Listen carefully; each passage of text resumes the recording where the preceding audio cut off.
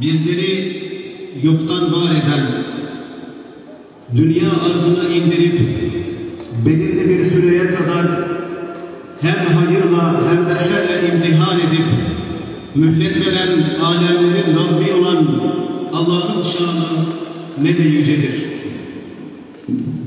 Yeryüzü ve diğer alemlerdeki zerreler adedince hamd-ı sena onun şanına yakışırcasına zatının üzerine olsun.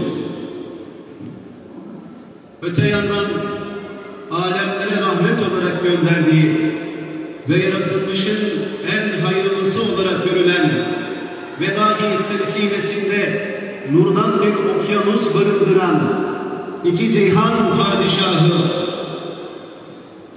Efendimiz Muhammed Mustafa Aleyhisselatü Vesselam'ın üzerine yaratılmışların sayısınca salat ve selam olsun.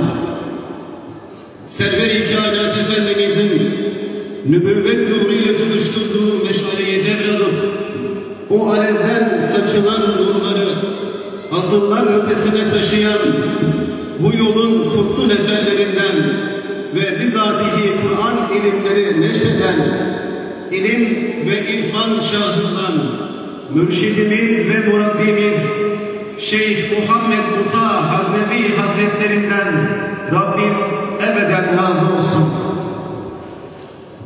Saygıdeğer alimler, pek kıymetli misafirler,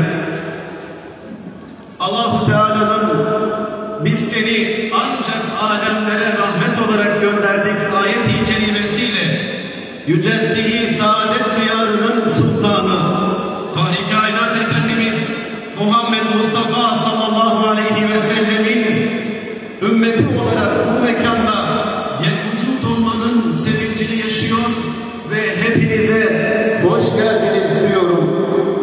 Kıymetli hazirun, sözlerime başlamadan önce sizlere gözünüzün nuru olan muhterem mürşidim ve babam Şeyh Muhammed Muta el-Haznevi Hazretlerinin mübarek tebriklerini ve selamlarını iletmek istiyorum.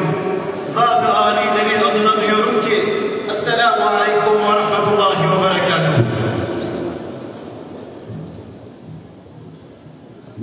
Buyurun.